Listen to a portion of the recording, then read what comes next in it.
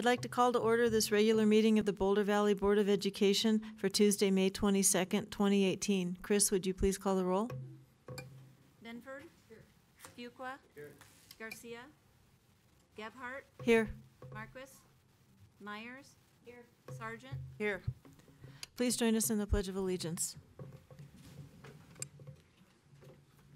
I pledge allegiance to the flag of the United States of America and to the republic for which it stands, one nation, under God, indivisible, with liberty and justice for all.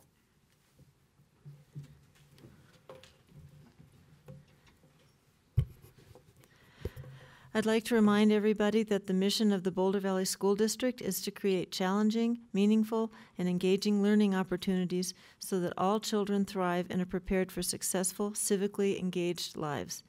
Good evening, everybody joining us here at the Ed Center and those of you watching or listening at home. We're glad to have you observe and participate in our meetings. We'll begin, as always, with the Superintendent's Report. Dr. Stevenson, good evening. Good evening. I hope you enjoyed chairing our meeting tonight. Thank you. Because we will enjoy it. I just wanted to let you know we've had so much going on the last couple of weeks here in Boulder Valley Schools. And I got a great opportunity, and I believe some of you also got this opportunity in the last week, to visit Jamestown and Gold Hill.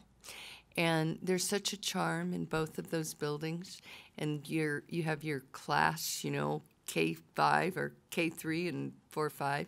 But a few students very committed to the school, principals who are incredibly committed, and it's just a really good feeling to visit those small mountain schools. We also, in the last week, had debates at Monarch High School, and it was a real honor to be a judge at the debates and to listen to how skilled our students are in their debating skills. It was a wonderful opportunity. We've also had a meeting with both the city and the university to talk about things that are of mutual interest to the three of us. And we had our last teacher advisory council last night, which made me very sad to say goodbye to them. They've been a wonderful group all year, have been advising me on a monthly basis, helping me think more clearly and know more about Boulder Valley schools. But we had our last meeting last night, and I'm sure Rob Anderson will enjoy them as much as I have. And then hopefully Ms. Benford will talk a bit about the Boulder Economic Summit, because she was there today. We were both there, and I'll let her tell you about that. Thank you. Thank you, Dr. Stevenson, and thank you for your comments. Are there any questions for Dr. Stevenson? Okay. Hearing none, we'll proceed to the next item on our agenda, which is public hearing and public participation. Thank you.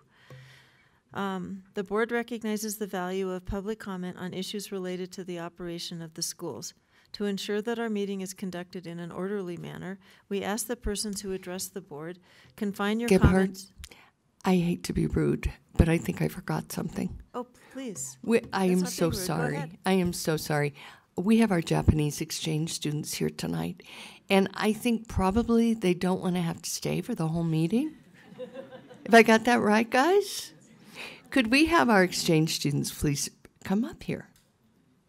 Come on, you guys. I apologize. No, it's an honor to meet them. Thank you. Well, as soon as I looked out and saw them, I thought, oh, my goodness, they probably don't want to be with us for the whole night, so we need to move on. And we are very excited to welcome these 8 students and their sponsor to our community. This is the 51st year of this cultural exchange. Students spend 6 weeks with us, rotating host families between 5 of our communities. On alternating years, one representative from each of our high schools spends an amazing 6 weeks in Japan. The experiences that these students and our students have during this time really are life-altering. So all of you, welcome to Boulder. It is so nice to have you. We have some gifts for you. The first thing we have for you are something that we in Boulder all love. They are our Boulder shirts. So when you run the Boulder next Monday, you will have the right shirt.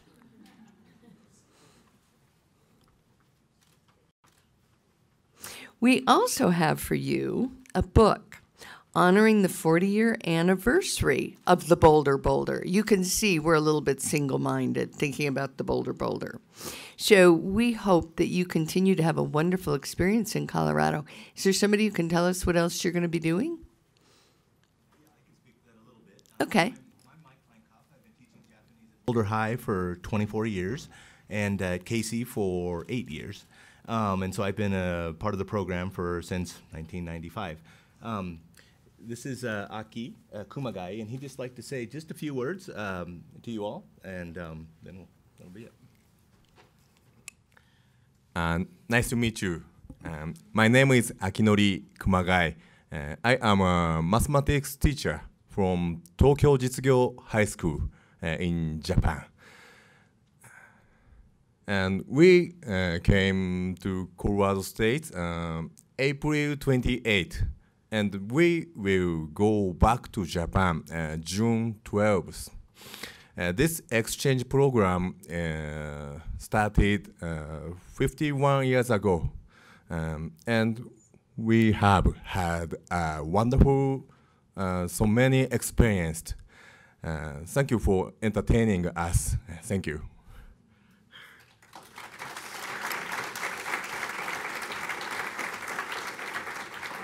Well, we want to thank you for being here. It's wonderful to have you.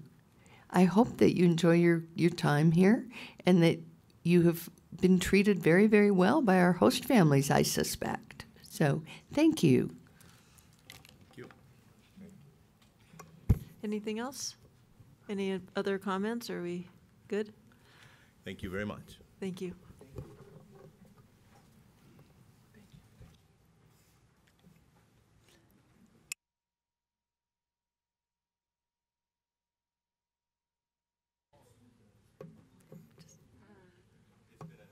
Sorry, we forgot something to.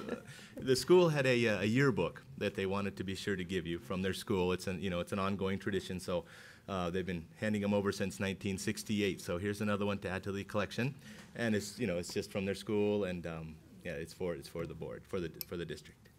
I think we're all forgetting everything tonight. What can we say? This is just fabulous. I want to say thank you to each and every one of you.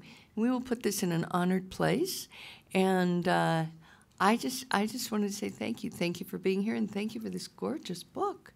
Okay, thank you. Thank you very much.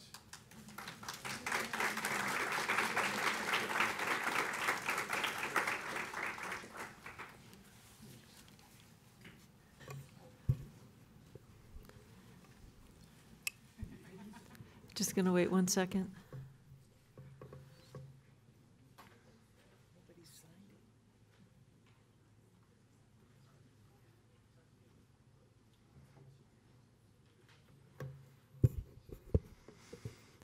All right, back to public participation. We ask that persons who address the board confine your comments to matters that are germane to the business of the school district. Speakers on agenda items will be heard first, followed by those speaking on non-agenda items. Limit your presentation to 2 minutes. If we go over the first hour, public comment will continue at the end of the meeting. Recognize that students often attend or view our meetings. Speakers' remarks, therefore, should be suitable for an audience that includes kindergarten through 12th grade students. The board vice president may interrupt, warn, or terminate a participant's statement that is unrelated to the business of the district or inappropriate for K-12 students. There is a lighting system on the podium, starting at green when your 2 minutes starts, turning to yellow when you have 30 seconds remaining, and turning to red at the end. When the light turns red, please wrap up your comments so that the board can hear from the maximum number of speakers. Speaking to agenda items, we have 33 participants who have signed up, and we'll just start at the top of the list. Starting with Lilia Deli.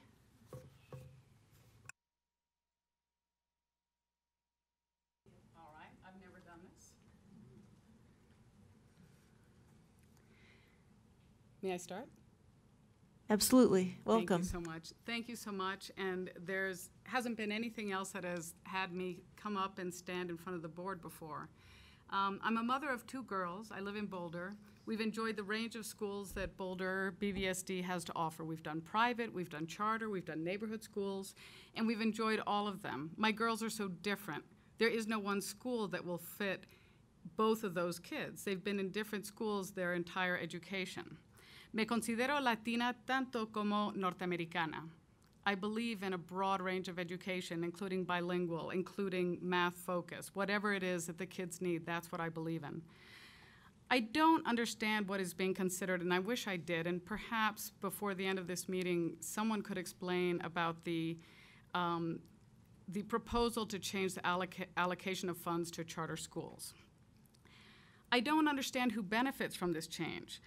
This meeting was opened with a discussion about BVSD's mission statement, and what I wrote down was challenging, meaningful for all children. It didn't say for only neighborhood schools. It also said for all children, and the charter schools are part of that.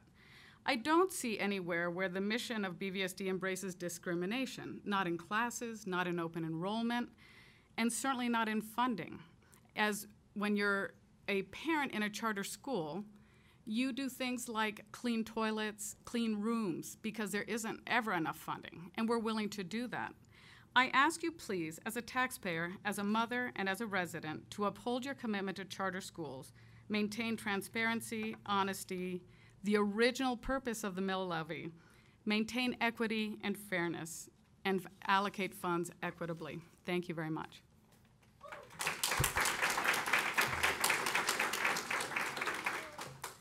Thank you. Next, we have Susan Nagle. Thank you, and thank you for serving, all of you. I also have not stood here before. My name is Sue Nagle. My husband and I are Boulder residents and have been paying property taxes here for 14 years. Our children have followed a track of elementary school in the traditional schools, followed by charter school for middle school, and back to the traditional schools for high school. Thank you for giving us this choice for our children. That has been really excellent, including the charter school that they've attended for middle school. I'm here to ask you, on behalf of myself and my husband, to not reduce the per pupil funding for charter schools while holding the traditional schools funding constant. I think that would be unfair to the students of BVSD, the parents who you gave a choice to, and the taxpayers. I urge you to make the fair decision for the students, parents, and taxpayers of BVSD, and in this very important matter. Thank you.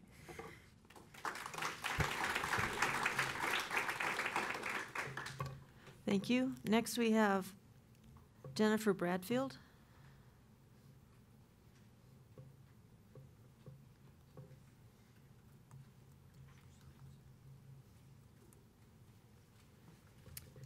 Good evening. My name is Jennifer Bradfield. I live within BVSD, and I have voted in favor of every education mill levy for the last 25 years. I'm also a peak-to-peak parent. Peak-to-peak enrollment is available to any student in the district through the standard BVSD open enrollment process. And contrary to some misconceptions, there are no entrance exams, there is no tuition. Peak-to-Peak is a public charter school, and it is part of BVSD. Regarding HB 17-1375, or HB 17-1375, I'd like to respectfully request that the Board of Education look at the intent of the law, which, to my understanding, is meant to address the inequitable funding of public charter schools in many districts across the state. BVSD does not have this problem. It is already sharing its mill levy overrides at a level exceeding that required by the law, and it's serving all students in the district equally, regardless of where they choose to attend school. There's much discussion among the board about looking at program level funding as a basis for distributing public monies to our public charter schools. Why single out these schools in particular? They serve a broad spectrum of students in our district. If the board is interested in funding based on programs at particular schools, they should be looking at all schools in the district, not just charters.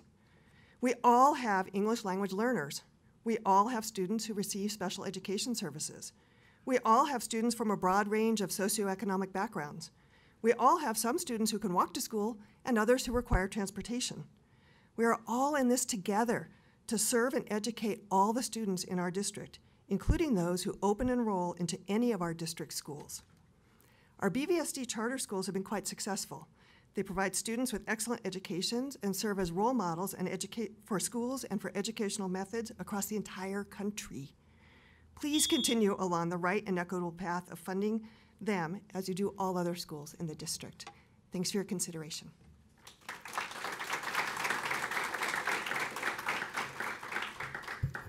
Thank you. Next we have Lina Lina Shi. Paul Logan. Paul Logan. Michelle Logan. Frank Bruno.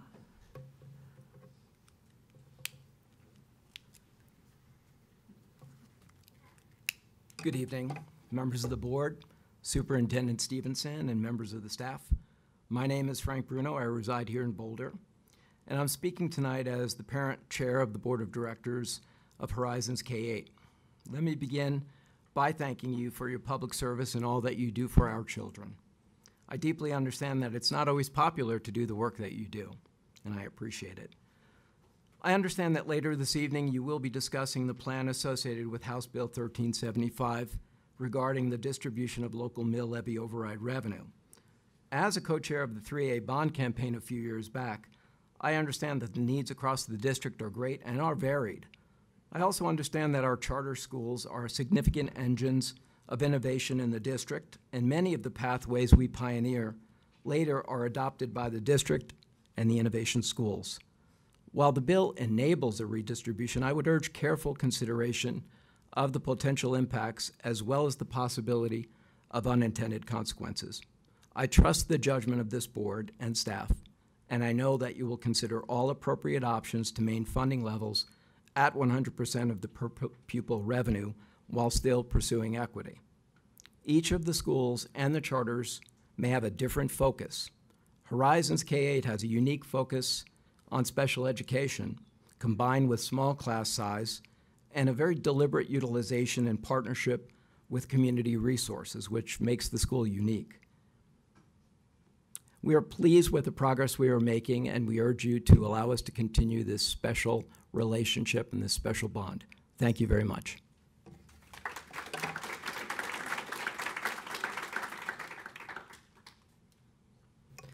Thank you. Kelly Reeser.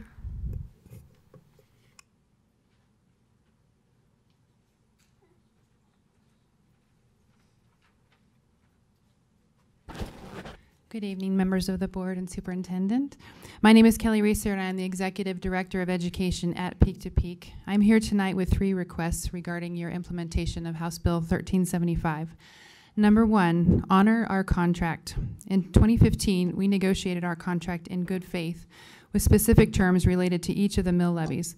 The language in our contract could not be more clear, and the district has made commitments to us on which we have based our multi-year budget forecasts. Our current programs and staffing depend on these forecasts. BVSD has a responsibility to honor its commitments. We have enjoyed a collaborative and professional relationship with BVSD for a number of years, and we do not want to be in an adversarial position. However, if the district takes steps that conflict with our contract, we will be forced to take legal action. That route is certainly not a good use of time or taxpayer dollars. Please don't force that legal challenge. Number 2, honor the intent of House Bill 1375. This law was passed to give charter schools across the state equal access to local funding, not to reduce funding to schools that were already receiving 100% of this money. Our students are also your students, and we believe they deserve to be funded at the same rate that students attending traditional public schools do. Number 3, stop conflating the topic of mill levy funding with purchase services and special populations. These are separate issues and unrelated to the substance of the mill levy ballot language that was used in each instance to persuade voters to approve them. Your discussions have had the effect of pitting traditional public schools against charter public schools, which is unnecessary and counterproductive to students' best interests. Get the facts about what charter schools pay for purchase services and how we serve our special populations. Stop setting up false dichotomies that force people to choose sides. The law does not require this, and we are not here to take sides. We should all be on the same side, and that is the side of our students. I'm here advocating for all BVSD students, regardless of what type of school they attend. And I'm also asking BVSD to live up to its motto of equity and excellence for all students. Thank you.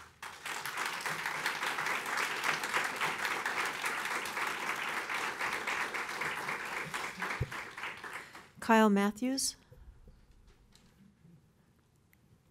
He made it. My note says you might be a little late. Thanks. Thank you very much. I am Kyle Matthews. I'm the high school principal at Peak to Peak. I appreciate the opportunity to share my feedback. Thank you very much for being here and for your service tonight. I'm very concerned about the discussions coming from this Board of Education Center staff that indicate intentions to reduce essential charter school funding in Boulder Valley via HB 1375. Not only would this significantly and unfairly impact Boulder Valley students and families, this would also be a major aberration from the district's honored and historic relationship with charter schools. I've been a teacher and a leader at Peak to Peak for the past 16 years. Throughout my time here, we've operated on a mantra of doing what's best for all students. This has been with Dr. Garcia, with Dr. King, with Dr. Messenger, and all the way through. So that's why our collaborations with district leadership, schools, families, staff, and teams are deep for nearly 20 years running. That's why we've earned equal funding on all levies. We've put students at the center, just like BVSD has. Thanks to building the trust for so many years, aligning on the district improvement plans, leading initiatives alongside every district leader, it's why we garnered that 10-year contract. It wasn't just sleight of hand or anything else. We worked hard for those through negotiations. We work for and with BVSD students. Our charters help us flexibly address the needs of all of our learners, and that's why the families choose to be part of Peak to Peak. It's also why I wear this Vanderbilt lanyard, because Peak to Peak was the first to bring in Eye to Eye. And if you know anything about Eye to Eye mentoring, it's for students with identified learning disabilities. And those are the students who come to Peak to Peak. In some cases, they're twice exceptional. In a lot of cases, it's because they have a learning disability that needs direct service. Our teachers, our staff, our kids, they know each other well enough to meet those needs every single day. That's why you all decided to bring Eye to Eye to the rest of BVSD too. So thanks for your partnership. Please don't take away that funding.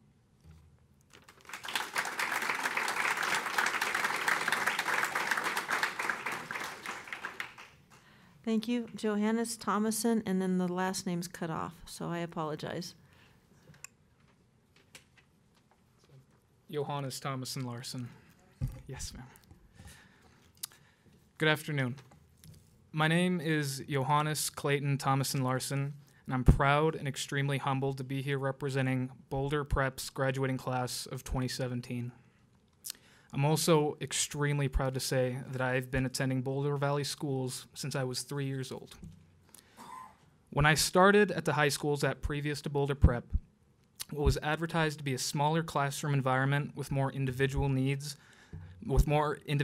assessment than the competing schools, it turned out to be a place where students could easily slip through the cracks and very rarely be addressed one-on-one on a regular basis.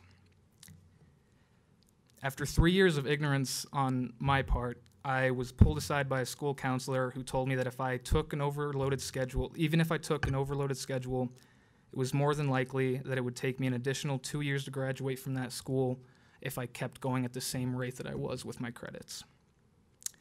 At that point, I decided to spend a year away from Boulder and travel to Norway, where I'm a dual citizen, and I went to what I could only describe as a boarding school for young adults who don't know what they want to do in their life after high school.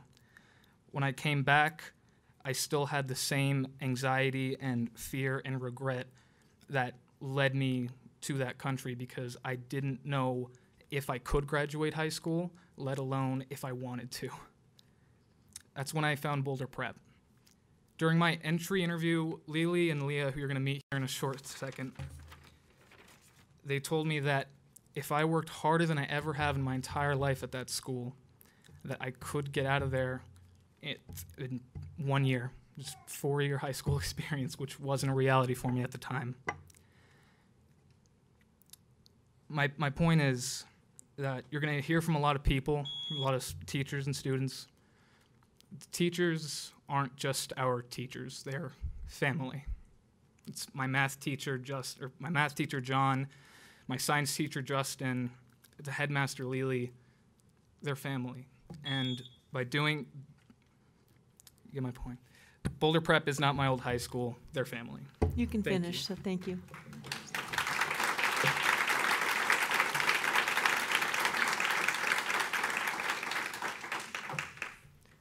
Lilia Deli.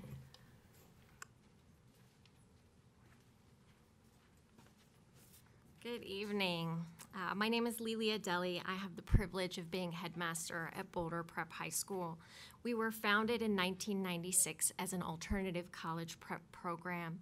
For 22 years, we have been serving students who were not and could not be successful in other schools. 100% of our graduates have been accepted to college.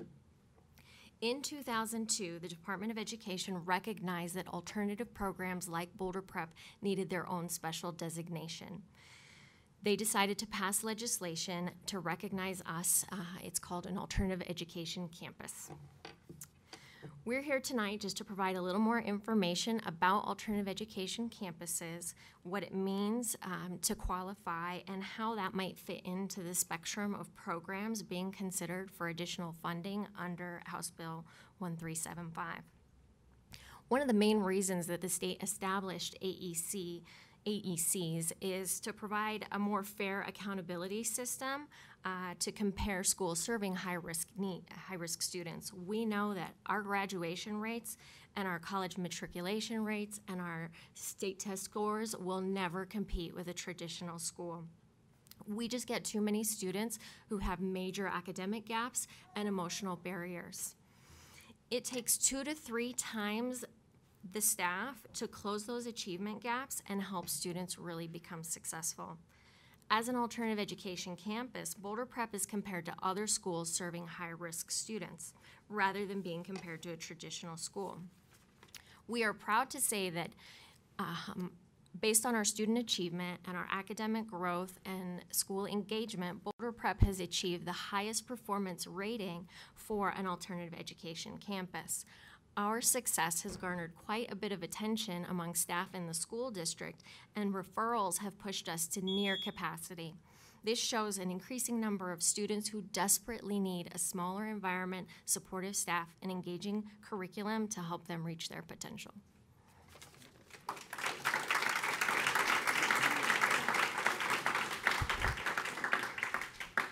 Thank you. Next, we have Leah Arvanitis, sorry. Hi, my name is Leah Arvanitis, and I am the Dean of Students at Boulder Prep High School. In order for a school to qualify as an alternative education campus, at least 90% of enrolled students must fit one of the following high-risk categories as outlined by the state. They must be detained, coded as a dropout, habitually truant, expelled, or homeless. These tend to be the parameters best understood by those outside of alternative education, but there is one additional category that I would like to take some time to explain. A student can fall under an other high-risk category that can include any of the following: a personal or family history of drug or alcohol use, gang involvement, child abuse or neglect, a parent or guardian in prison on parole or probation, loss of a parent or sibling, a personal or family history of domestic violence, present mental health or behavioral health issues, involvement in the foster system, or experience with significant trauma.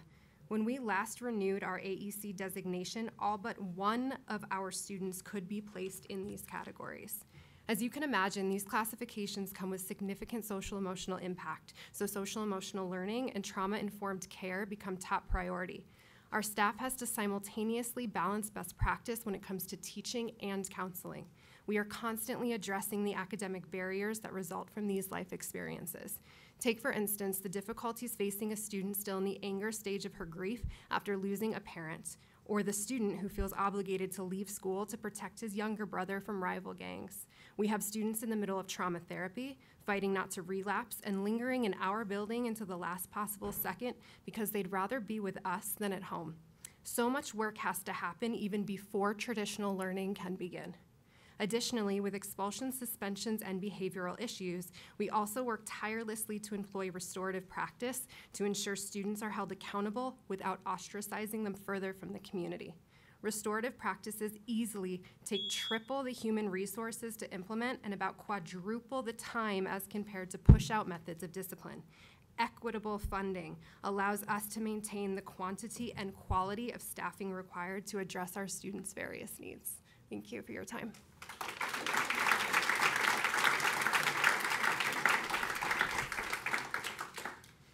Thank you. Next we have Taylor Van Dyke.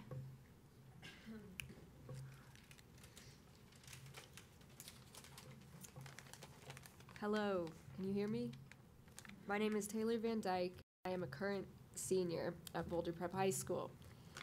One of the differences I've found between Boulder Prep and normal schools is that in most public schools that aren't charter schools, you're going to hear a lot of questions that are like, why aren't you doing well in class? Why are your grades so bad? Why can't you focus?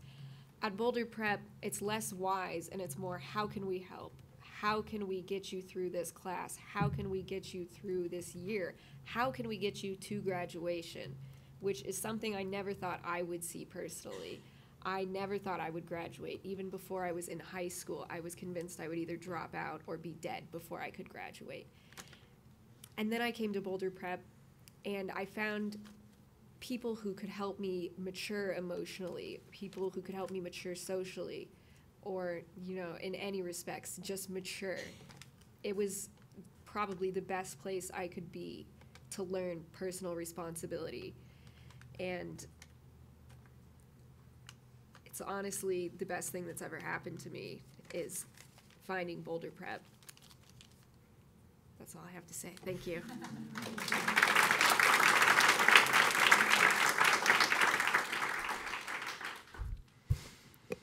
Thank you very much. Next we have Justin St Onge. Sorry if I butchered your last name. Totally fine. Used to it. I'm sure you are. My name is Justin St Onge. I'm a science and math teacher at Boulder Prep, and I want to provide further insight into serving high-risk students, especially within the science and math discipline. In order to effectively and successfully teach our students at Boulder Prep, especially the high-risk demographic, we have to pay particular attention to cognitive and affective factors. This means dealing with academic gaps and emotional barriers. The majority of our students haven't been and can't be successful in a traditional learning environment. So in order to engage even the most reluctant learners, we have to strive to develop curriculum that focuses on experiential and hands-on learning. This requires small class sizes and differentiated teaching strategies to meet each student's unique needs.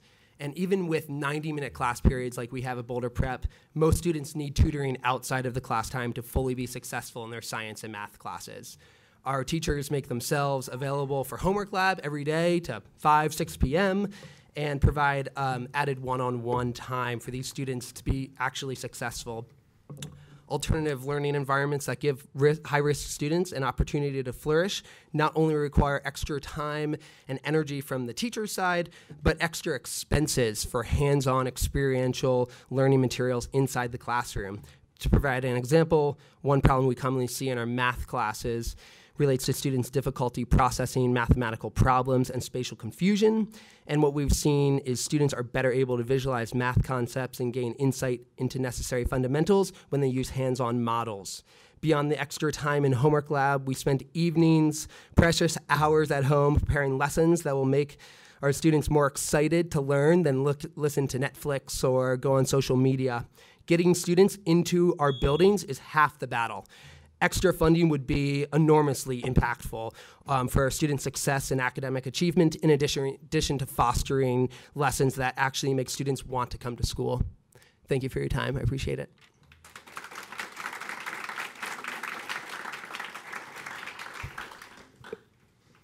Thank you. Next, we have Sasha McTeague.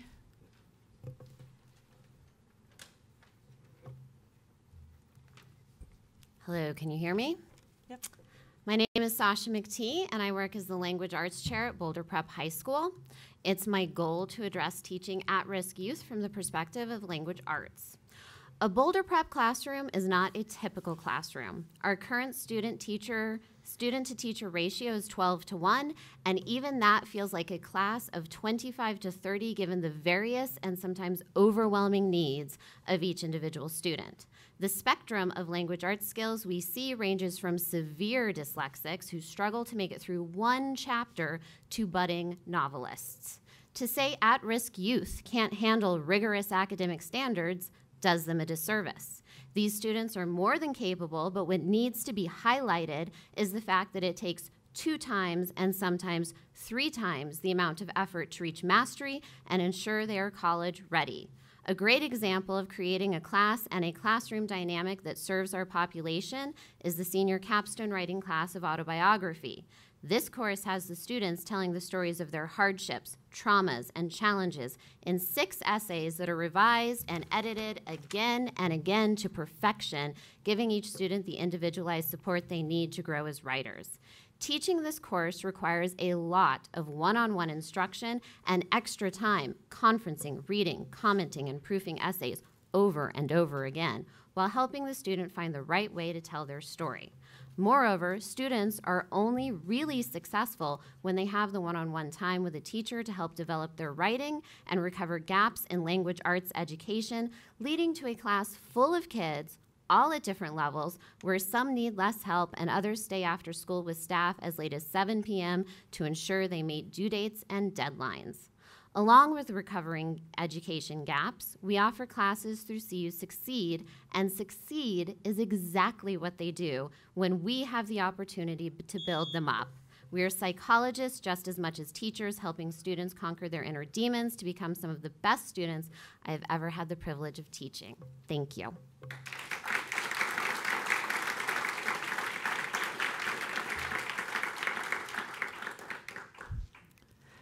Thank you. Next, we have Kenny Gillis. Hello. I'm Kenny Gillis. I teach math and science at Boulder Prep. I would like to talk about the hidden needs of our students. By hidden needs, I mean student needs that are not as commonly talked about when discussing school budgets. Some of these hidden needs include a safe place where they can find their confidence and voice through healthy relationships with adults and their peers. They need to feel respect, trust, connection, safety from judgmental teachers, safety from bullying, and someone to show them their true potential. So how do we meet these needs? Boulder Prep is a small, inclusive, family-like community that strives to create a welcoming, safe environment. One way that the staff tries to foster this environment is by meeting for 3 hours a week to discuss each student's social, emotional, and academic progress. At our weekly staff meetings, we come up with interventions to help each student. There's no staff break room. We spend our breakfast and lunches eating with our students. We don't have enough classrooms or offices, so teachers work in our commons area among the students. This helps maximize our time building relationships and being available when crisis hits. When a student is having a rough time because of things going on at home or at school, it's essential to have staff readily available to help stabilize the student and get them back to class. Since we are a small community, we notice the little things like a doodle that says, "I hate my life," or a fresh cut on a forearm. We know that graduation is the goal, but some days all we can do is try to keep students alive. What does it take to address the hidden needs of our students? It comes down to building positive relationships, which requires time. Time to ask questions, time to listen, and time to help them academically, socially, and emotionally. BVSD prides itself in excellence and equity. For our students to truly achieve excellence, we must have equity. Tonight's conversation is not about which school gets how much money, but to make sure every student receives what they need to succeed. Thank you for your time.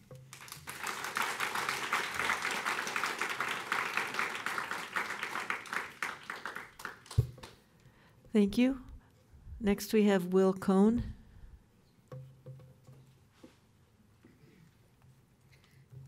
Hello. Hello. My name is Will Cohn. I'm a graduating senior at Boulder Prep. I'm graduating this Friday, but I'm here because this is really important to me. See, I was told that high school is horrible, and you just have to live through it. And before I came to Boulder Prep, I wasn't sure if I would live through it. It's accepted by a lot of people that high school is a horrible experience, but Boulder Prep is special. It's special and it's necessary, and it's an amazing resource that this school district is incredibly lucky to have. The schools I've been to were too large to teach me. They teach seas of students or no one at all, and that system only works because of places like Boulder Prep that are here to catch the students who they allow to slip through the cracks. We've saved kids from dropping out, from giving up, from killing themselves when any other school would have pushed them over the edge. It gives them a community where they're individually noticed and encouraged and helped. It pushed me to be a far better student than I thought I could be. At my old school, I was just another kid failing algebra because I wasn't confident enough to get the help I needed. Last year, I was a junior taking calculus. I got an A, and it was because I had a small class and a teacher who was able to work with me every step of the way. While I was in high school, my best friend died. It's not something any high school student should be going through. We're not built to grieve and learn physics at the same time. Boulder Prep understood that, and it became my haven. The school teaches empathy as naturally as it teaches academics. Everyone, teachers and students, were there any time I needed a shoulder to cry on, words of support, or even motivation to make it to the end of the day. They knew how hard it was for me to be at school, and they did everything in their power to help me. People don't believe me when I said I loved high school. This past year especially has been one of the happiest and most productive times of my life. I'm leaving high school with some of the best friends I've ever made, and a lot of them are teachers who took the time to get to know me. So prep is special to me. It's become my home and my family and my inspiration. I will take the lessons they've taught me about compassion and perseverance with me wherever I go after this, and Boulder Valley is lucky to have a school like this in their district. Thank you.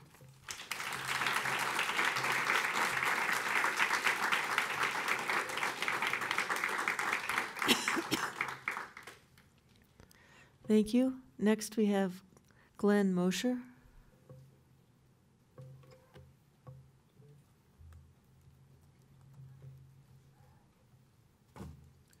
Good evening.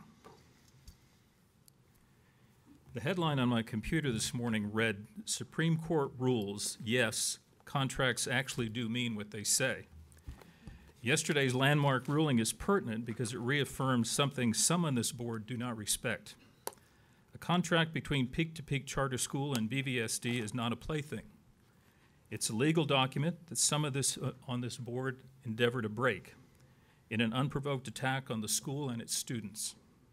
Whether your value system is of the ancient truths from the Middle East, the Far East, or just west of I-25, I know of no faith that encourages you to prey on the young and destroy their dreams. The enlightened know in our hearts, in life, the strong protect the weak, and the elders wisely teach the young. I wondered how you would build a curriculum around the breaking of a sacred contract, engendering an outcome to hurt children, teenagers, families, and faculty. What textbook would teach a school board with a philosophical bent against charter schools can become a law unto themselves? What scholarly articles would suggest a school board would peddle the idea Colorado's legislature passed a law which encouraged the breaking of contracts? There are no such documents, but thankfully there is common sense, which suggests the enlightened community who fought to build a school against long odds, today recognized as one of the best in the nation, will simply lay down and tell their children their dreams are not worth fighting for. In wartime, despots often use youth as cannon fodder, lining them up in front of soldiers or weaponry, satisfied to see their lives destroyed and shattered for an evil philosophy. When those wars end, these despots are tried as criminals. In the court of public opinion, a school board who employs the same tactic deserves the same fate. You may think you can take a vote in the middle of the summer and trick the public, but you are mistaken. And I'll finish here. So I beseech those in this board with open minds to reject the deceivers who live in the unenlightened past. Stand with us for all the dreams of youth and families. Stand with the teachers. Stand with the law. Do what is right. Believe in the future. Thousands will support you if you do. Thank you.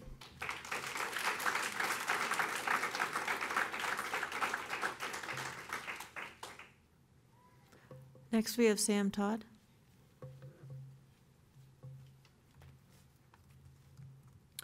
Thank you, Board, for allowing me to speak. I have 3 items I want to talk about. The first is the intent of House Bill 1375. The state legislators who crafted the language and voted to approve the law intended to level the playing field for charter schools in districts that were not sharing mill levy overrides with them. The intent was certainly not to encourage districts who already were sharing equally to pull back funding. Secondly, the program approach that Boulder Valley is considering with multiple scenarios is a form of backpack funding, which would be illegal unless it's applied in the same way to every school in the district, which is not the approach that the board is looking at this point in time. To only apply this to individual charters is unfair and unethical. And lastly, honor our contract. Peak to Peak negotiated in good faith with Boulder Valley School District in 2015 and agreed to a 10-year contract, which both parties agreed to. The board is now considering to unilaterally undo the good faith that went into the contract negotiations based on its interpretation of House Bill 1375. This would put Peak to Peak in a very vulnerable place with regards to its funding and allow the board to annually review its mill levy funding with charters and possibly reduce it based on an approach that it wants to take. We are simply asking that BVSD honor its contract with Peak to Peak. Thank you.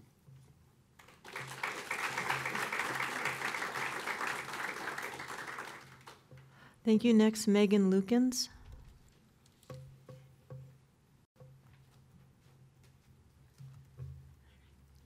Hello, and thank you for having me. My name is Megan Lukens, and I currently teach 10th grade AP Government and Economics at Peak to Peak Charter School. I'm honored to be a teacher in the Peak to Peak community and an employee at Boulder Valley School District. I look at BVSD as a district that is leading our country in innovation, learning, and equity, and I know that these great strides in education directly correlate to the hard work you put in at the district level. Since BVSD is committed to being a leader in education, I'm shocked to hear that the district is considering moving backward in regards to the charter schools in our district. The Charter School Mill Levy Equalization Law was designed to help charter schools across our state, and I'm disappointed to hear BVSD is looking to use this law to potentially decrease funding to charter schools in our district. On April 27th, I marched at our state capitol with thousands of other teachers. I'm thrilled to hear the Colorado legislature is responding to the requests of teachers across the state. However, if BVSD reduces mill levy override revenues to charters to 95%, then this would directly contradict the intention of the Charter School Mill Levy Equalization Law. It is widely known that schools are underfunded, and this directly impacts teacher salaries. I'm already a Lyft driver in the evenings and on the weekends. Additionally, I will be working 3 jobs this summer in hopes that I can add any small amount into my savings account. A decrease in charter school funding could potentially impact my salary. Decreasing the amount of funding that charter schools are receiving would negatively impact real students, teachers, and administrators in our district. Charter schools have been increasingly politicized, even though people who work at charters are dedicated educators who work extremely hard and care deeply about the students and their futures, just like our counterparts at schools across the district, state, and nation. We deserve to be treated with equality and respect. The trend in the country is moving towards more funding for schools, not less. I ask of you to please keep the mill levy funding for charters at 100%. Thank you.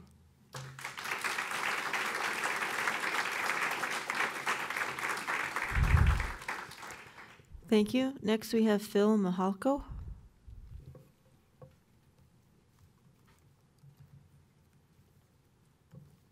Good evening, and thank you all for your service. It's hard to follow all these comments, but I'll try.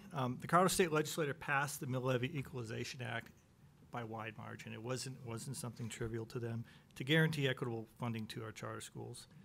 They also recognized that this could cost districts programming support, so they acted again responsibly and followed up with a 6% PPR increase for this upcoming school year to compensate for this act and other negative factors. In short, I believe our state has done a great job in recognizing existing district programs and students regardless of their school type. Now, our consideration to reduce allocation to the charter schools in BVSD as permitted by Act is basically, in my opinion, a slap in the face to the Mill Levy Equalization Act, as it was intended to enhance and not reduce funding to charters. There is no reason for BVSD to do this. Our current district mill levy plan is compliant with the Act. The Act does not create any financial burden for the district. We have a 6% PPR increase. We've also seen surpluses in our mill levy transportation funds due to recent investments, and we're looking at a 2016 mill levy increase. Furthermore, our charter schools typically buy back services from the district in excess of 12% of their annual budget, which includes administrative costs that compensate for the difference between 100% and 95% in the Mill Levy Act. So why again would we want to elect to change our allocations? I can only speculate because the district really has not communicated any revenue strategy plan. We're seeing an increase in revenue this year, and there's no plan, but there seems to be more of a buy-in and taking more away from the charter schools.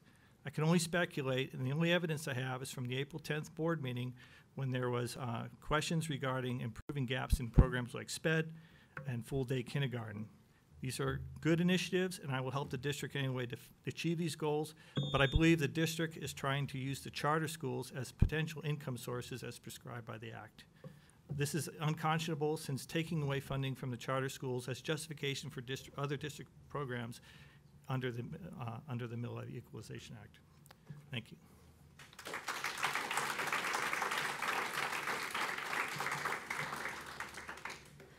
Thank you. Next, we have Josh Benson.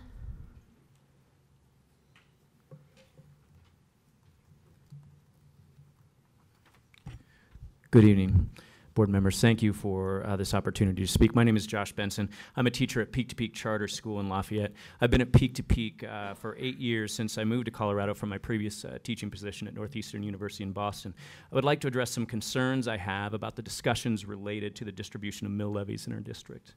There's no doubt that Peak to Peak and other charters, it sounds like other wonderful charters in our district, add value to the state, to the district, and most importantly to the lives of our students. Our track record of serving students and families is clear. The success of charters and of BVSD as a district is one of the reasons why I decided to move my family across the country to this district. Traditionally, as you know, BVSD has shared 100% of mill levy overrides passed by voters in our district, and no doubt that is based on the positive relationships between charters and the district. The state of Colorado recognized the need for this type of positive relationship with the passage of HB 1375, known as the Charter School Mill Levy Equalization Law, which seeks to raise funding for charter schools across the state.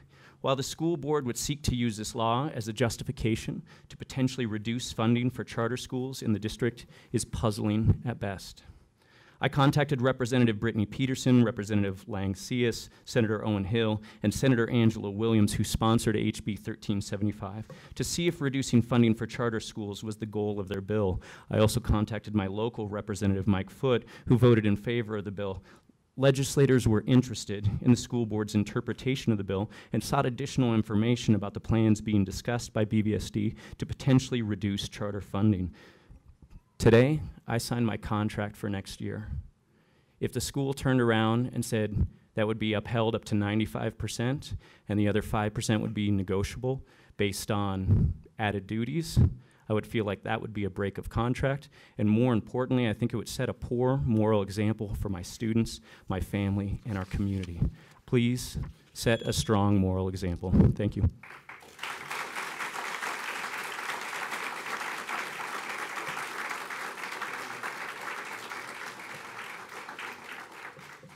Thank you.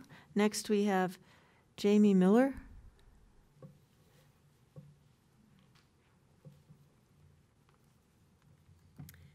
Thank you. My name is Jamie Miller, and I am a parent of 2 charter school students at Peak to Peak Charter School, and I'm a member of the board of directors at Peak to Peak.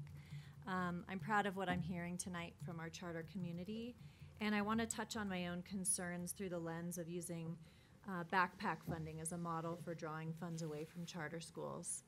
For example, one of your backpack funding ideas involves potentially removing the transportation mill levy funding for charters because they do not provide busing to school. There are no two district schools alike in terms of how many walk, take the school bus, public transportation, or are dropped off by parents. I watch my neighbor drive her children to Aspen Creek every day to avoid the bus, but I know that her child would get more funding if this change were made than mine would, who goes to a charter school. This seems very arbitrary to me. Voters approve your mill levy funding with all district students in mind. A BVSD charter student is not worth less than a BVSD traditional school student. Funds raised by the transportation mill levy free up general fund dollars that all district students should have access to, not just students who attend traditional public schools. Please do not punish our students' hard work or our schools' accolades. True up funding where necessary, and please don't move forward with a scenario that takes charter funding away. Thank you for considering this very seriously, and thank you for your service.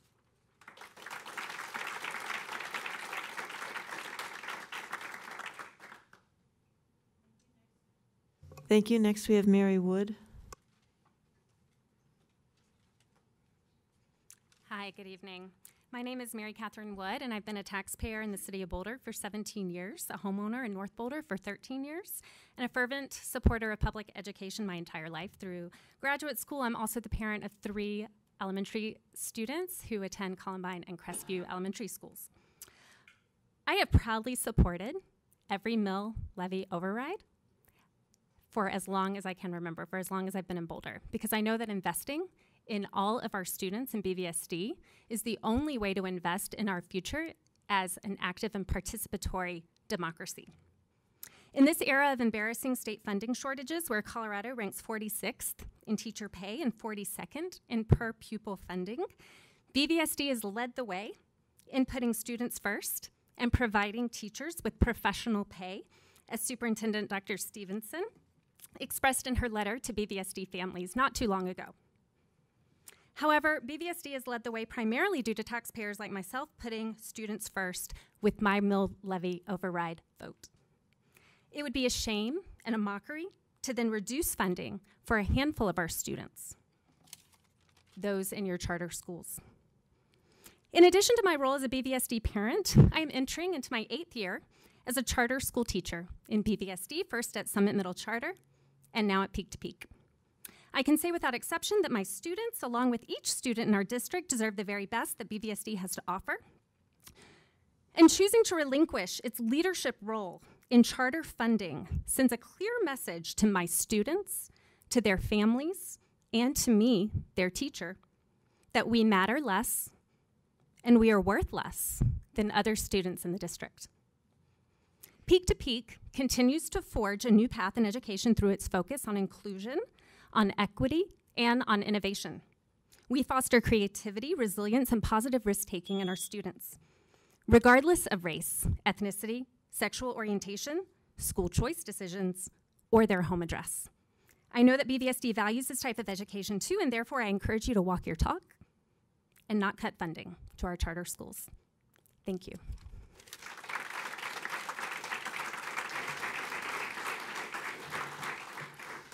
Thank you. Next, we have Elizabeth Perez.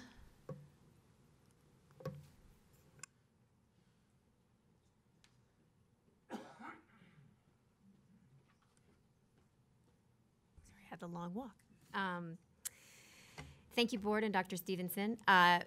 I'm here this evening to speak as a voter and a taxpayer, as well as a parent of students at Peak to Peak. First, I, though, want to say that I am humbled by the wonderful stories from the educators and students that are in the room today, and we should all be grateful for all the hard work that they're doing. What I'm going to focus on instead are the concerns that I have regarding the failure to uphold contractual commitments that have previously been made.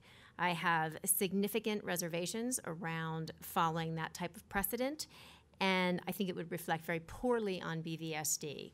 We would expect all of our contracts to be upheld appropriately.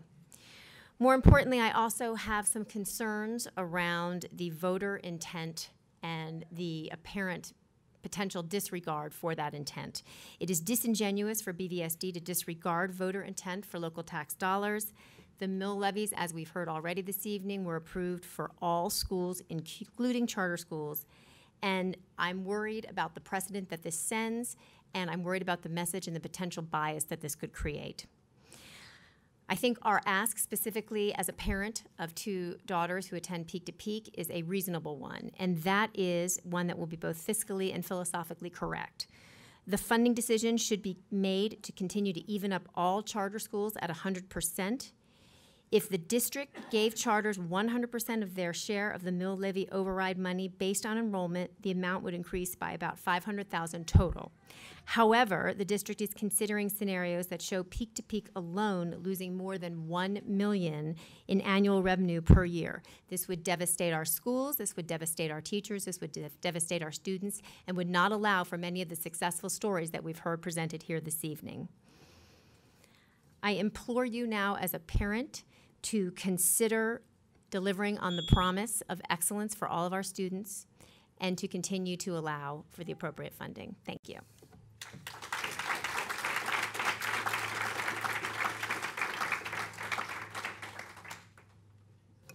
Thank you. Next we have Colleen Elliott.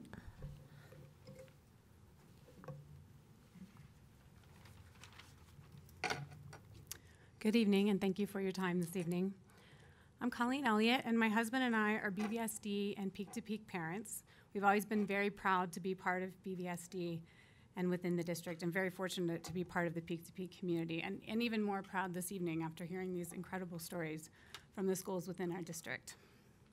I believe BVSD board members are charged with representing all students, regardless of which school they attend within the district, and whether they attend charter or traditional schools.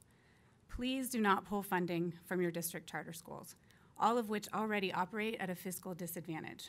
Scenarios that reduce funding to Peak will greatly hamper our ability to achieve our mission for the BVSD students who are enrolled here. Students should receive equitable funding and not be punished or discriminated against for the BVSD's public school they choose to attend. It's inequitable and unfair for the district to make changes to how revenue is distributed to charters if those same changes aren't applied to traditional schools. Peak to Peak wants to maintain the collaborative relationship that they've worked so hard to build with BVSD and hopes the district will also honor the good faith effort that went into the 2015 contract negotiations. Peak to Peak does an excellent job at financial planning and has based its short-term and long-term financial planning on the terms of that 10-year contract. The contract negotiated and signed with BVSD. The district should honor the terms it agreed to and continue to be an example of ethical and sound business practices for anyone that you enter into a contract with. Shifting funds away from charter school students to the scenarios you are considering not only violates the agreement, but it's also a misuse of the new law. Moving to a backpack funding model will hamstring all charters' ability to plan long-term, and this was never the intent of the law, as we've heard quite a bit this evening. Please do not pull funding from your district charter schools. Thank you for listening.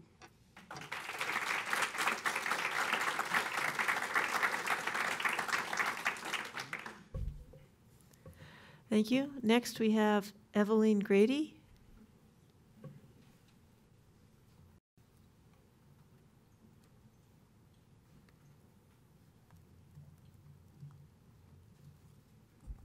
Hi, good evening. My name is Evelyn Grady. I'm a parent of 2 Peak to Peak students, as well as a freshly minted Peak to Peak graduate. I'm also the school's board of directors secretary. When our family had an opportunity to move and relocate 11 years ago, we specifically chose Colorado and this area as it allowed for open enrollment and, more importantly, a choice to find the best fit for the educational needs of our students, and they are very different needs. The parents, guardians, and students of Peak to Peak Charter School expect the district to honor its contract with us. The letter of the law, HB 1735, indicates nothing about pulling back funding or treating charter schools differently than other district schools. You know our charter schools operate with less funding from the get-go at a quite significant level, a burden that is shouldered by our dedicated faculty and staff in terms of pay.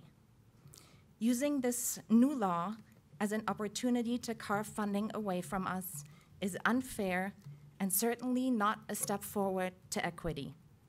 It would be quite the opposite. Please honor the new law and the commitments you've made to our students and your voters and your students. We're all in this together. These two things are not in conflict with each other. They're not mutually exclusive. Lastly, I would like to remind you that the charter schools in your district, in our district, have generated so many success stories. Peak to Peak's graduating class of 2018 received more than $23 million in scholarship opportunities, and we're ranked one of the top schools in the state and country. We should all be very proud of that, all together.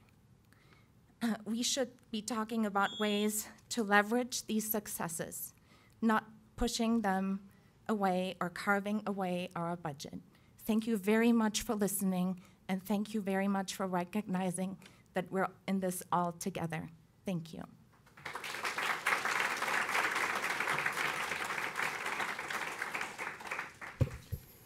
Thank you. Next we have Mary Davis.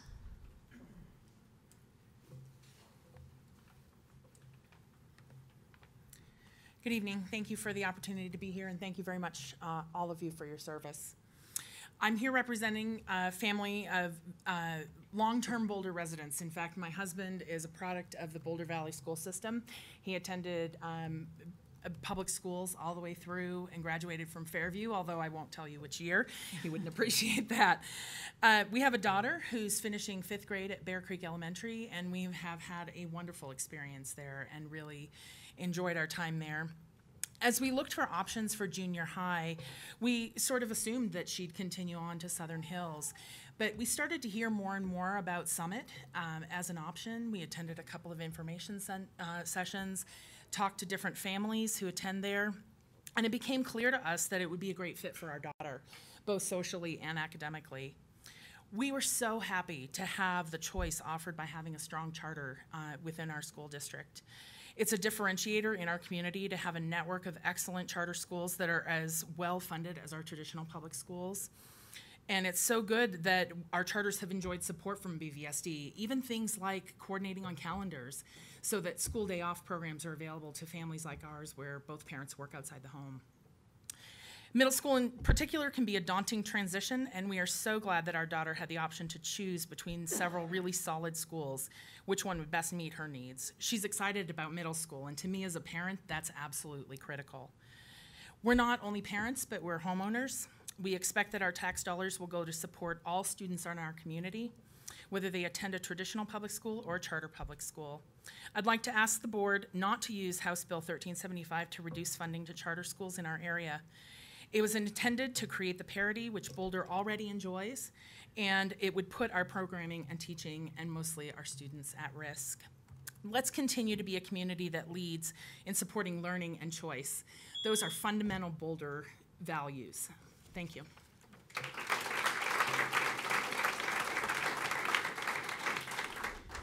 Thank you. Next we have Eddie Gilmartin.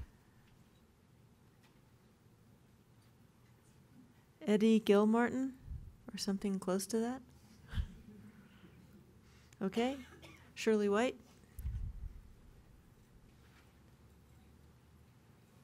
No, we're not. Shirley White. Mark Boyer.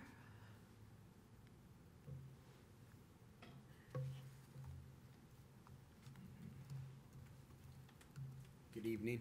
Thank you for your time. My name is Mark Boyer. I'm the parent of 3 children here in Boulder Valley, 2 of whom attend Summit Middle School and who are severely dyslexic. I believe that the partnership in between the Boulder Valley School District and parents is just that, a partnership, and that providing funding to each school equally and 100%, which you've done for years, is imperative.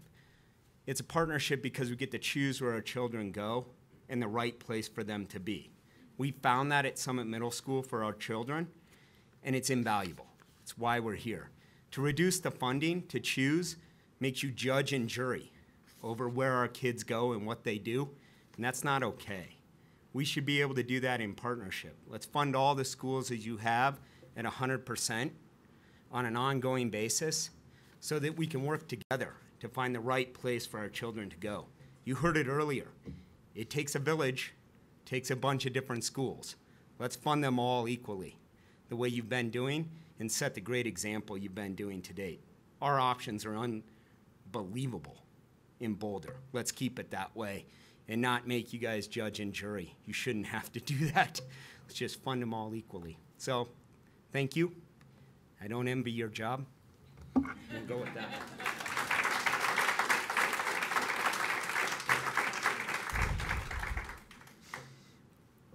Thank you. Next we have Keith Samber.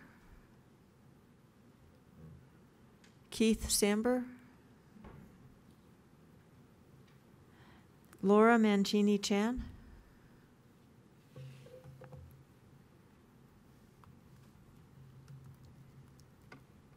Good evening.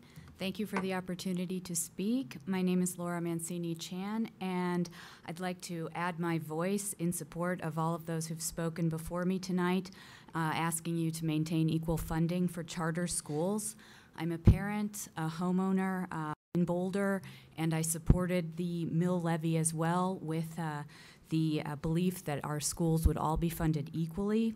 As with some of the others here tonight, when we moved to Boulder 4 years ago, a key decision-making component for us was the availability of choice in the schools. And we very much are proud to be here and happy that we have so many wonderful options. My older son is finishing up 5th grade this year, and we recently went through the open enrollment process. He selected Summit as his first choice, and we were thrilled to get in. We're very much looking forward to that experience, and I was chagrined to receive the communication from the school that funding is in jeopardy, and that's why I came here tonight. When we toured Summit, as well as several other schools that also were excellent alternatives, for my son, one of the key things was he counted 19 familiar faces among the students. So these were children that he knows from his elementary school, from sports activities, from scouts, from activities throughout Boulder. So my point in mentioning that is that the student body and the families are embedded throughout our community. We're all supporters of the schools here, and we all pay taxes with the hope that they are funded equally. So I would urge you, please, to keep that in mind when you vote in June and maintain equal funding for our charter schools. And thank you for your continued dedication to our children.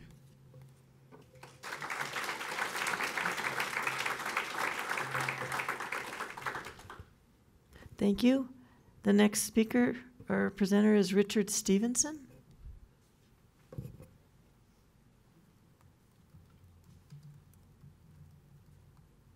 Hi, everybody. Thanks for having me. I just wanted to thank everybody for showing up and, giving such passion, points of view. And I've learned actually a lot tonight about how important this issue is. So I'm appreciative of that. And I wanted to thank you all for your service and the job that you do. I think that Boulder Valley has incredible schools and it's incredible choice. And it's one of the big factors in why we moved here as a family. It was really important to my wife, myself, for our children. And, one of the things I think that you guys have done a fantastic job of is this 100% proportional funding. I think that, I really value that on a fundamental philosophical level. I don't see how anything else makes sense, quite frankly.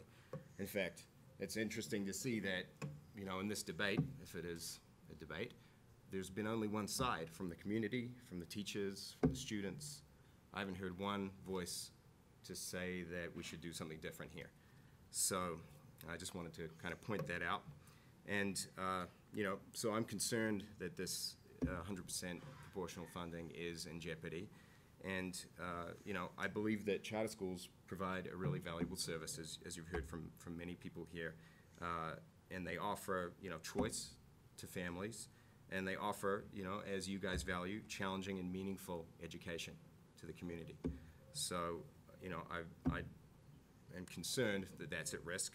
you know, as a family, we made a choice that Oliver is going to be attending Summit Middle School, and you know, it's a great fit for him. And you know, I hope and urge you guys to maintain 100% proportional funding. Thank you.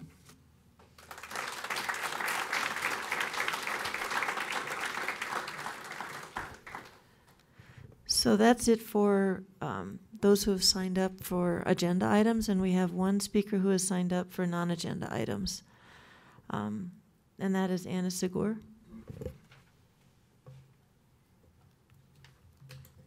Good evening.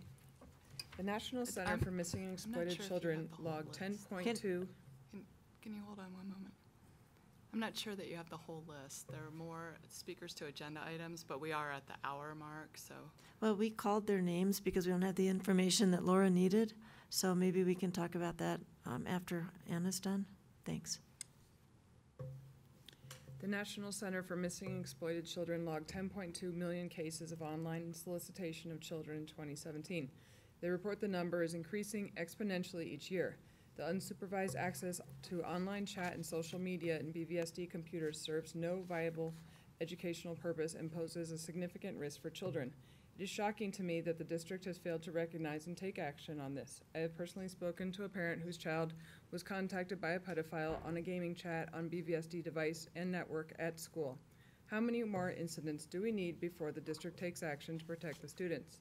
Please take action today and block access to gaming, block access to chats, block access to social media for all grades on the BVSD network. The risk that these communication channels create for students to fall victim to online predators outweighs the dubious link to education in the classroom. Secondly, I wanted to state that conversations that I've had with BVSD teachers have left me with the impression that they don't feel they can speak freely about their concerns about technology in the classroom. This week I spoke to a handful of BVSD teachers from the first school to go one-to-web about their experiences with technology in the classroom. Not one teacher was happy with the way technology has been deployed in the classroom, and I couldn't even find one teacher who had anything positive to say about computers in their classrooms. Here are some quotes from my conversations. A couple of months ago, after Chromebooks were introduced, some of the children started to pull back, but there are others in the class who couldn't pull themselves away from the screen. 2 months ago, I just gave up. The district never consulted with teachers about one-to-web, and they just put them there. I began losing all the mice because the students want to have them for gaming. Now I have to check them out from my desk each day. I am one teacher, and there's no way I can watch 26 screens. The students are very good at tabbing. When I started, we had a computer lab. Students would go to the lab and type out their papers and come back. Now having the screens in the classroom is a distraction. Last one, I don't use them. I know I'm a better teacher than a screen. Please conduct an independent evaluation of parents and teachers' concerns about technology in the classroom. Thank you.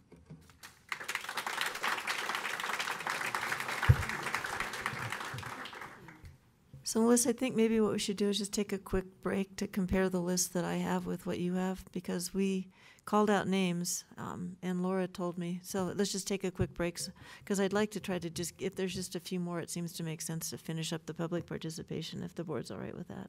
So just take a minute to look at the names. All right. So we'll just take a 2 or 3 minute break. Thank you.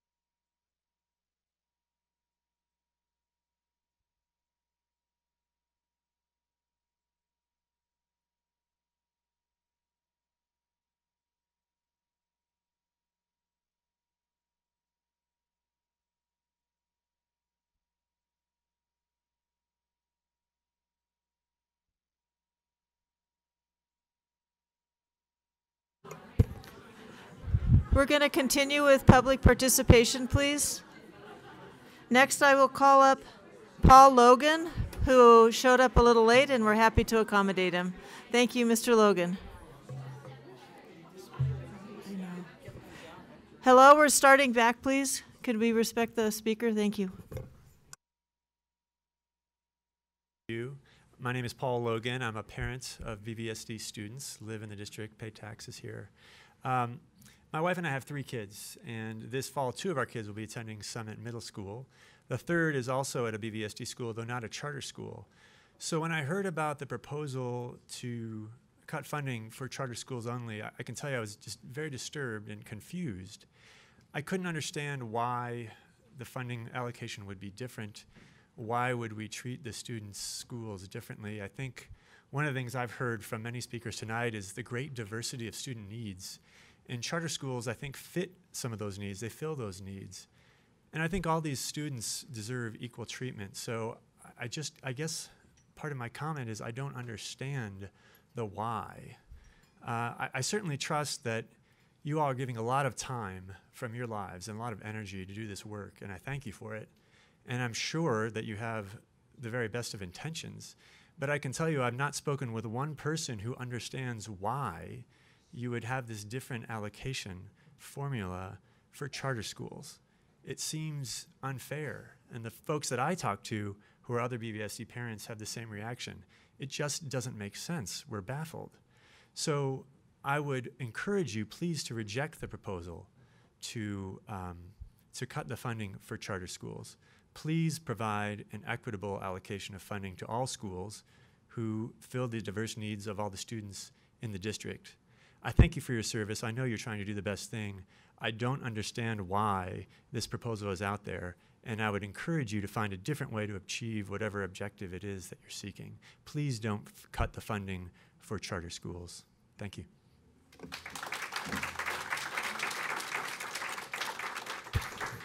Thank you. Next, we have Harry Horowitz. Is that me? That's me, sorry.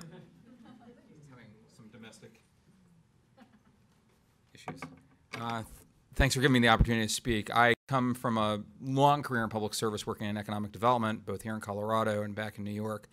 And I follow the school reform debate pretty carefully. And this is very strange for me because the school reform debate has always been about what are we going to do about failing schools, right? But I've never seen a debate about what are we going to do about successful schools and how we're going to take funding away from successful schools and dedicated teachers, and we're going to reallocate it. So for those of you who have read The Prize about the drive to save New York City schools or what happened in Washington, D.C., those are serious issues where you have failing schools and overcrowded classrooms and teachers who are underpaid. That's not the situation that you have in this. So what you're doing is you're taking a working model, it seems to me at least, and you're depriving it of resources, and you're taking students who are thriving in these schools and you're sending them back into places where maybe they didn't excel as much. And that seems to me to defy all logic. And I don't really quite understand it. The second thing that I would say is that, you know, the definition of sort of prejudice is to single out one model above others, right? So when you pull somebody over because they're a certain race or class or something like that, you're engaging sort of in a prejudice system. The same goes here. If you're going to agree to have charter schools, then you fund them equally with your district schools. If you don't want charter schools at all, then do away with the whole system. But it seems to me like certain people are trying to have it both ways, which is we're going to have this entire system, but we're going to defund certain ones. And that seems to me to be sort of the definition of inequity. So thank you very much.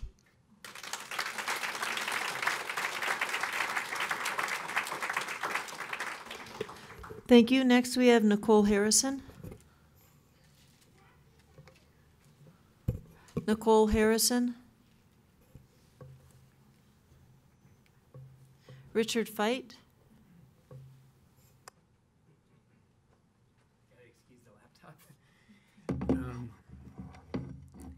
Thanks a lot for giving us the opportunity to speak and for listening to us. I believe this board is trying to do the right thing around funding, and I appreciate that. I'm a father of 3 kids who are currently in non-charter neighborhood elementary school in BVSD. My wife, Melissa, and I are big supporters of our public schools. I myself was a neighborhood public school teacher earlier in my life. We both volunteered at our kids' neighborhood schools in BVSD. My family has had a somewhat complicated experience with the charter school program. Our son's an incoming Summit middle school student.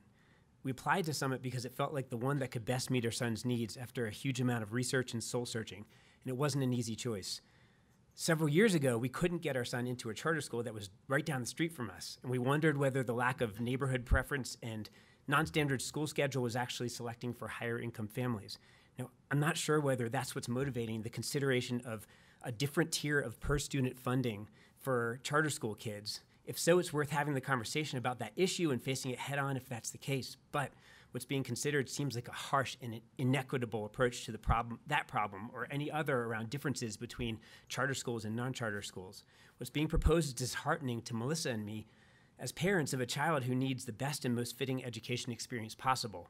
We're worried that we'd suddenly be faced with a school that had less funding per student than its non-charter peers, and that our son and all of his fellow students at Summit would be at a disadvantage, and an unexpected one.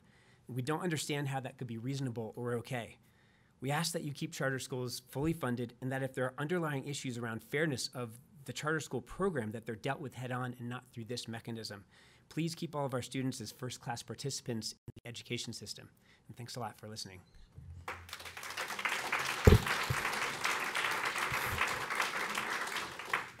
Thank you. Next, we have Pete Ferreira.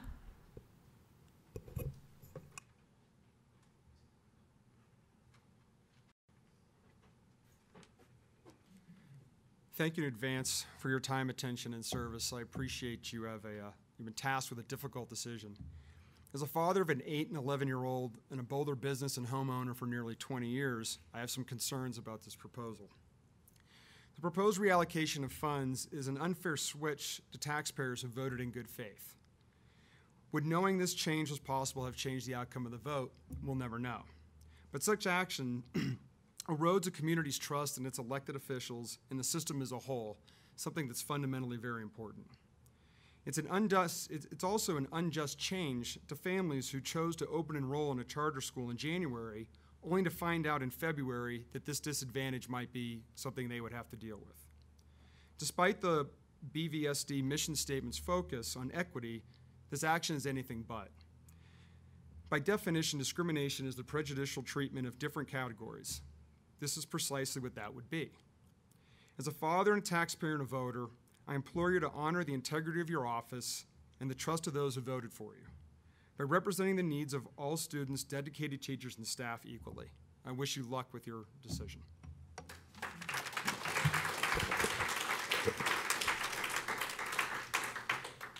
Thank you. Next, we have Hank Dalton.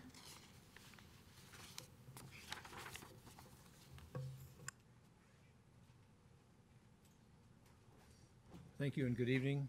I'm Hank Dalton. I'm a grandparent and of a child at Peak to Peak, also the president of the board of directors at Peak to Peak. Everything that I would say has already been said, and in often many times more eloquent than what I could say. So I want to thank those who came out this evening to say these things. I want to thank the board for its time. I want to thank those of you with whom we've been able to have contact for your time and your effort. I just urge you not to go down the path of reducing charter school funding in BVSD. Thank you.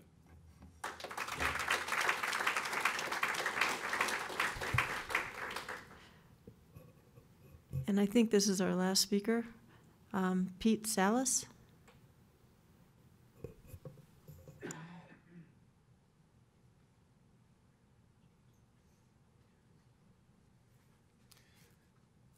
Hi, thank you for the opportunity to speak to you. Not only am I a parent of 2 Boulder Valley School children who I might add are doing quite well in their neighborhood school, for which I am very proud. Just a note, I'm not here to speak about the charter schools, but I wasn't opposed to the notion when it first came up. However, I believe it's correct that if the school district has entered into contractual obligations with these schools and these parents, that those ought to stand true, and that you ought to be held accountable for those. So on that note, I'm here to speak about something else. It has to do with the bond issue, construction bonds that were issued by the school district, and it really has to do with equity. And what I'm going to give you a list of things, information that I'd like to have, if not now, then perhaps later. I would like to know of the total amount of the $560 million that was awarded, how much of those funds were awarded to minority or Latino contractors. I would like to know how many minority or Latino vendors or contractors are on your preferred or pre-qualified lists. I would like to know what the district plan is for outreaching to Latino minority vendors and contractors. I would like to know the amount of money spent with minority contractors and vendors in general over the last few years. I don't know if the district is a member of the Latino Chamber of Commerce or not, but I would encourage you to be one. They have resources at hand that I think would be helpful to the district. And I would like to know how does or what method do you use to vet potential vendors or contractors to ensure that they do not or have not engaged in discriminatory practices through their business. And so those are my primary concerns, and I haven't seen a lot about that recently, but I know that the district has a large percentage of Latino parents and taxpayers, and I think that the money that is raised should be distributed equitably, and that we should support our local entrepreneurs who are doing business here, particularly as they relate to minorities and Latinos. Thank you.